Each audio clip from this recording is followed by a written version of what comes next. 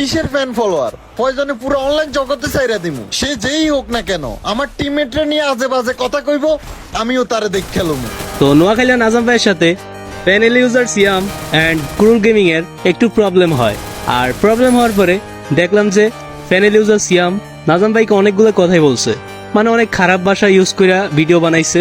তারপর দেখতেছি আবার এখানে ডাইরেক্ট চ্যালেঞ্জ দিতেছে নাজাম ভাইকে। তো ভাই তুমি ওরে দেখে নিবা। তুমি একটা জিনিস মাথায় রেখো ভাই, কুরুল গেমিং যেমন তোমার টিমমেট, নাজাম ভাই কিন্তু আমাদের ভাই ব্রাদার। ওর পিছনে লাগতে যাও না, নাহলে কিন্তু ব্যাপারটা ভালো হবে না। তুমি যদি কুরুল ভাইয়ের পাশে থাকো, আমরা টিকটকে যেসব কন্টেন্ট ক্রিয়েটর আছি সবাই কিন্তু নাজাম ভাইয়ের পাশে আছি। ব্যাপারটা বুঝতেছো? তুমি কিন্তু টিকটক থেকে উঠছো, এটা মাথায় রেখো।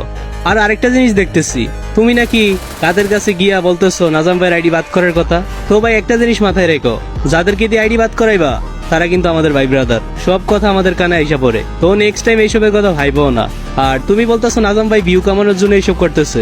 আচ্ছা মানলাম নাজাম ভাই ভিউজ কামানোর জন্য এইসব করতেছে। এখন তুমি তো বড় একজন ইউটিউবার, তোমার ভিউজ আছে, তো তুমি কেন নাজাম ভাইয়ের সাথে নতুন ফেস পেলে কন্ট্রোভার্সি করতেছো?